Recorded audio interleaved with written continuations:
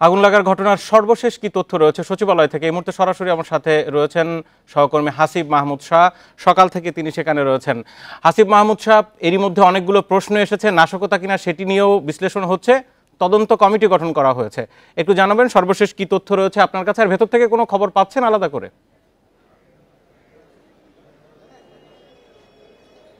বাসার কিছুক্ষণ আগেই কিন্তু আমরা মন্ত্রিপরিষদ বিভাগ থেকে একটি যে কমিটি গঠন করা হয়েছে সেটি পেয়েছি, এবং 7 সদস্যের কমিটির মধ্যে মন্ত্রিপরিষদ বিভাগের অতিরিক্ত সচিব মোহাম্মদ খালেদ রহিম, ওনাকে প্রধান করে এই কমিটিটি গঠন করা হয়েছে। এছাড়া রয়েছে স্বরাষ্ট্র মন্ত্রণালয়ের জননিরাপত্তা বিভাগের একজন প্রতিনিধি, দুর্যোগ ব্যবস্থাপনা ত্রাণ মন্ত্রণালয়ের একজন, স্থানীয় সরকার, ঢাকা মেট্রোপলিটন পুলিশ ডিএমপির একজন প্রতিনিধি, ফায়ার সার্ভিস ও সিভিল ডিফেন্স এবং গৃহায়ণ ও গণপূর্ত মন্ত্রণালয়ের একজন প্রতিনিধি রয়েছে। যেহেতু সচিবালয়টাকে ইডেন ডিভিশন বলা হয় গণপূর্ত মন্ত্রণালয়ের, এবং সেখানে এই ভবনগুলো তারাই দেখাশোনা রক্ষণাবেক্ষণ করেন, সেহেতু সেই হিসেবে গণপূর্ত মন্ত্রণালয়ের একজন প্রতিনিধি রয়েছে।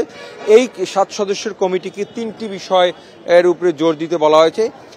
প্রথম, যে সংগঠিত অগ্নিকাণ্ডের উৎস কারণ, কোথা থেকে আগুনটা লাগলো এবং এটার কারণটা কি, সেই বিষয়ে কার্যপরিধিতে বলা হয়েছে।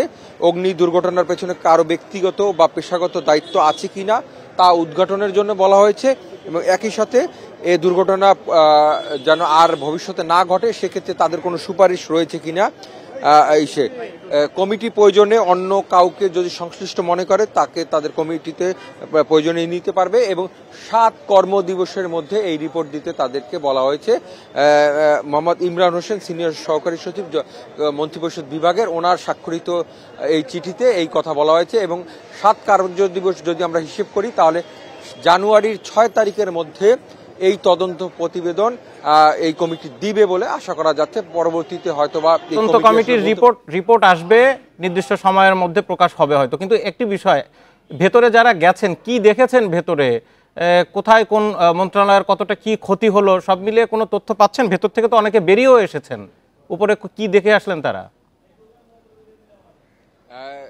বাসার আমরা কথা বলেছিলাম যে 7 নম্বর ভবনটিতে অগ্নিকাণ্ডের ঘটনা ঘটেছে, সেই মন্ত্রণালয়ের একাধিক কর্মকর্তা কর্মচারীর সাথে তারা যেটি জানিয়েছেন যে ওই ভবনটিতে তারা প্রবেশ করতে পারেননি, কারণ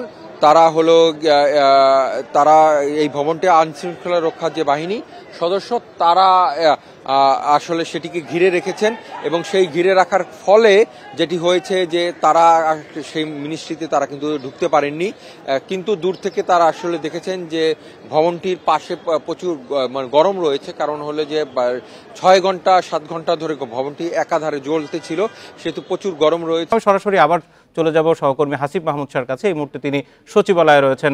হাসিব মাহমুদ শাহ, আপনি যে তথ্য দিচ্ছিলেন যে ভেতরের থেকে যারা বেরিয়েছে বা ভেতর থেকে যে খবর পাওয়া যাচ্ছিল, যে বলবেন, আরেকটি গুরুত্বপূর্ণ প্রশ্ন, এই প্রশ্নের কোনো এখনো কুলকিনারা পাওয়া গেল কিনা? আলাদা আলাদা জায়গায় আগুন জ্বলছে, তাও 2টি ফ্লোরে। এক জায়গায় দেখা যাচ্ছে 6 তলায় আগুন জ্বলছে, আরেক জায়গায় দেখা যাচ্ছে 8 তলায় আগুন জ্বলছে। করিডোর ধরে যদি আগুন স্প্রেড আউট হয়, ছড়িয়ে পড়ে, সেটা তো একই ফ্লোরে হওয়ার কথা।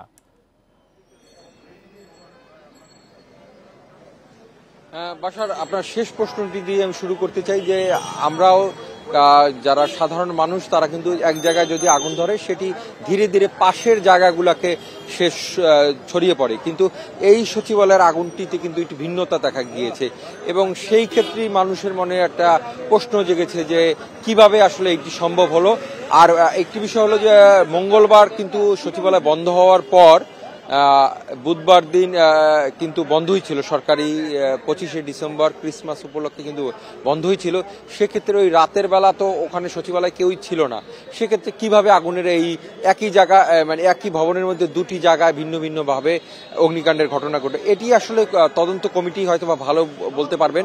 কারণ ওই সময় সচিবালয়ে আমরা কর্মকর্তা কর্মচারীদের যাদের সাথে কথা বলছি তারা কিন্তু বলেছেন গত 3রা নভেম্বর স্বরাষ্ট্র মন্ত্রণালয়ের জননিরাপত্তা বিভাগের পক্ষ থেকে কিন্তু একটা অফিস আদেশ জারি করা হয়েছে, বিকেল 5টার পর কারো যদি থাকতে হয় সেক্ষেত্রে জননিরাপত্তা বিভাগকে কিন্তু চিঠি দিয়ে অবহিত করতে হবে এবং তাদের অনুমতি সাপেক্ষে থাকা যাবে।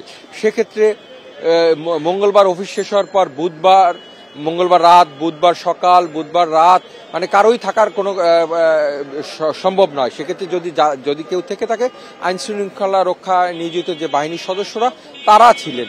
এখন তারা এই সচিবালয়ে পাহারা দেন সবসময়, এবং সন্ধ্যার পর যখন কর্মচারীরা চলে যান, তারা কিন্তু প্রতিটি ফ্লোরে যান, কেউ আসলে আছেন কিনা, কোনো রুমের দরজা খোলা আছে কিনা, সেগুলো কিন্তু আবার জননিরাপত্তা বিভাগকে রিপোর্ট করতে হয়।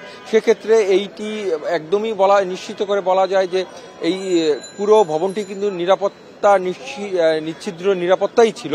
সেক্ষেত্রে এই ঘটনাটি যেভাবে ঘটলো, সেটি আসলে কিভাবে ঘটলো, সেটির তদন্ত কমিটির রিপোর্ট, ফায়ার সার্ভিসের রিপোর্ট বা অন্যান্য যদি এছাড়া অন্য কোনো কমিটি গঠন করে, সেই রিপোর্টই আসলে বিষয়টি উঠে আসবে।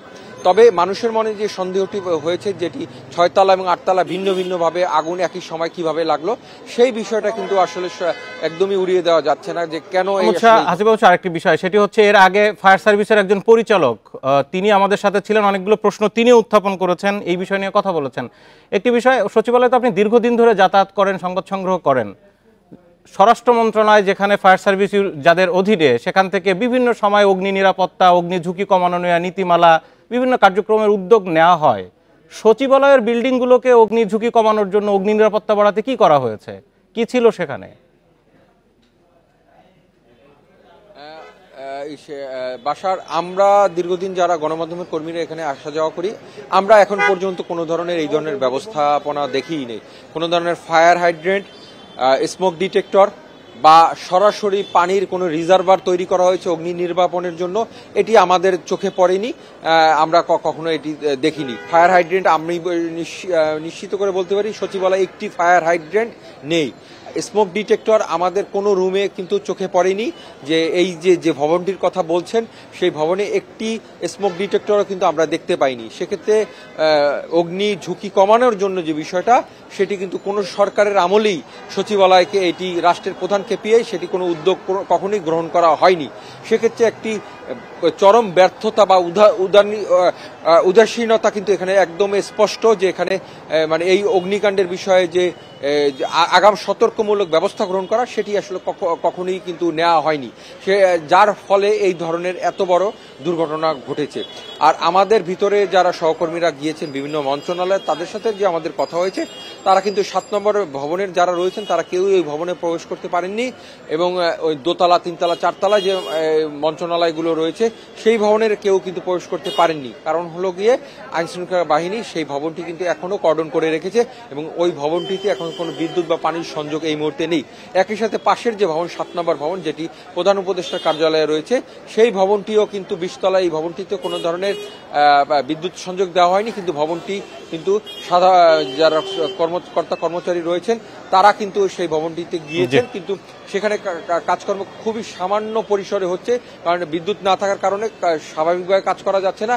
এবং উপরের তলার যে ফ্লোরগুলো রয়েছে, 15, 16, 18, 20 বা 10-12 তলার, সেখানে আসলে কর্মচারী এত উপরে হেঁটে ওঠার জন্য আসলে তাদের জন্য মানে স্বাভাবিক না হয়, সেজন্য তারাও উপরে না উঠে, অনেককেই আমরা দেখেছি যে কিছু সময় পরেই সচিবালয় থেকে কিন্তু দুপুর 12টা-1টা নাগাদ তারা বের হয়ে এসেছে।